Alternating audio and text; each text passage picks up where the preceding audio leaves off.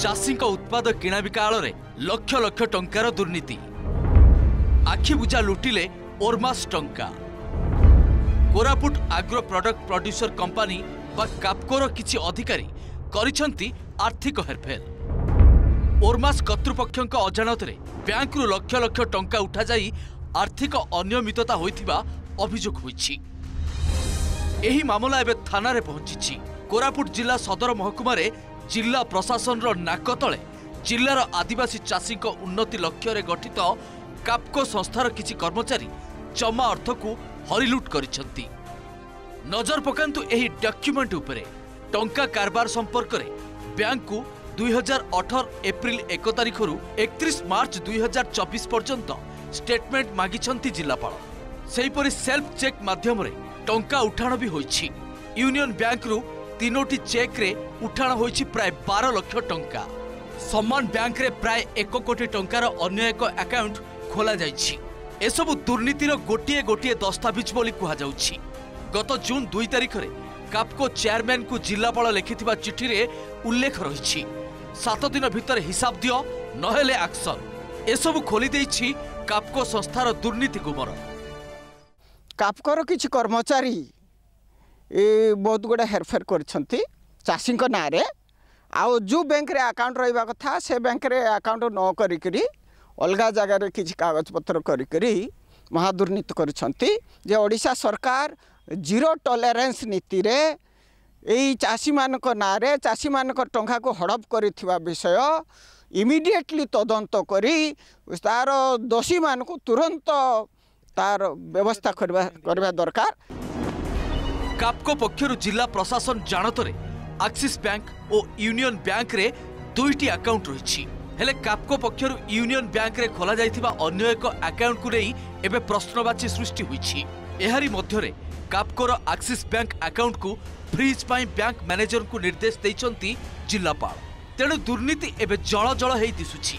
एनै विजिलेंस किंबा अर्थनैतिक अपराध शाखा द्वारा तदंत कराजिबाकू साधारण रे दाबी उठिछि।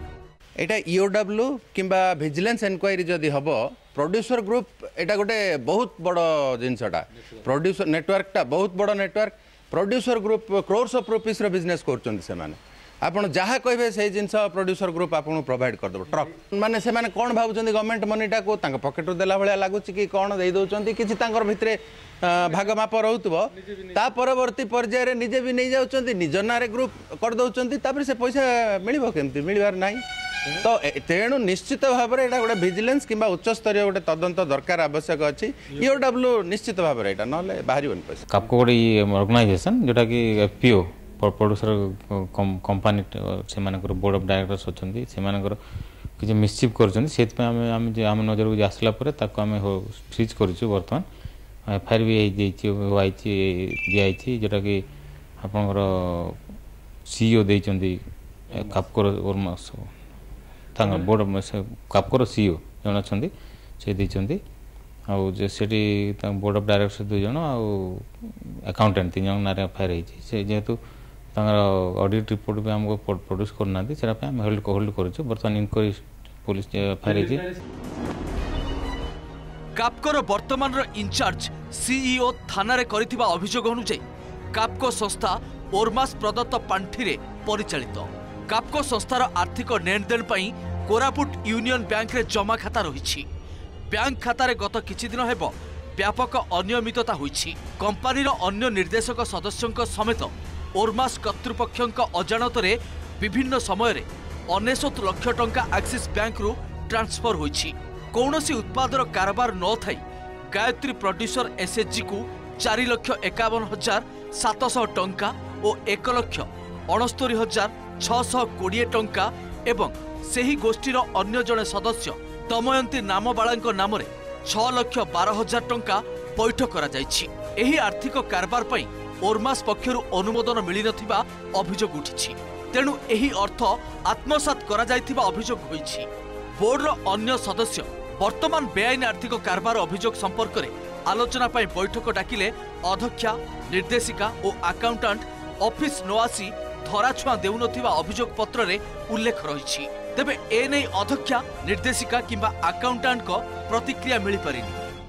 ପାଖାପାଖି ଆମେ ଯେତିକି ଇଣ୍ଟରନାଲ ଅଡିଟ୍ କରିଛୁ ଏଇଟା ୟୁନିୟନ ବ୍ୟାଙ୍କ କଥା ଅଲଗା ଆମର ତ ବହୁତ ଗୁଡ଼ାଏ ଯାଇଛି ଯେଉଁଟା ଯେମିତିକି 3 ଲକ୍ଷ 4 ଲକ୍ଷ ଗୋଟେ ବଲ୍କ ଆମାଉଣ୍ଟ ଟ୍ରାନ୍ଜାକ୍ସନ୍ ସେମିତି ବହୁତ ଥର ଯାଇଛି। ଆଚ୍ଛା କାହା ଆକାଉଣ୍ଟକୁ ଯାଇଛି? ନାଇଁ ସେଇଟା ଅଜଣା ଆକାଉଣ୍ଟ ଯେଉଁଟାକି ଆମେ ଜାଣିନୁ ତା ସହିତ ଆମର କୌଣସି ଟ୍ରାଞ୍ଜାକ୍ସନ୍ ହେଇନଥିବା ଜାଗାକୁ ଯାଇଛି। ତ ଏବେ କ'ଣ କେମିତି କରାଯିବ ପଇସା ଆମେ ରିଟର୍ନ? ତ ଏଫଆଇଆର ଦେଇଛୁ ପ୍ରୋସିଡିଂସ ହେଲେ ଏକା ଜଣାପଡ଼ିବ।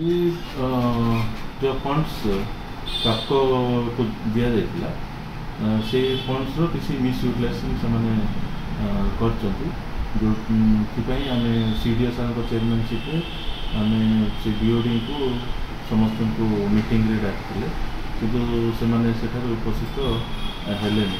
Koraput agro product producer company बा कापकोरे 3 कर्मचारी मिशी सरकारी अर्थ कर देइचंती चलू। तेबे लिखित अभियोग पाखापाखि 35 लाख ऊर्ध्व होता बेले जदि तदंत हुए 1 कोटी ऊर्ध्व हम बोली जनापड़ी। तेबे प्रशासन तरफ थाना एक लिखित अभियोग करी वर्तमान हाथ टेकी बसी बेले साधारण या ईओडब्ल्यू किंबा विजिलेंस रे जदि तदंत हुए तेबे दोषी धरा पड़े बोली आलोचना होची। कापको ऑफिस रु सूर्यनारायण पंडा, ओटीवी।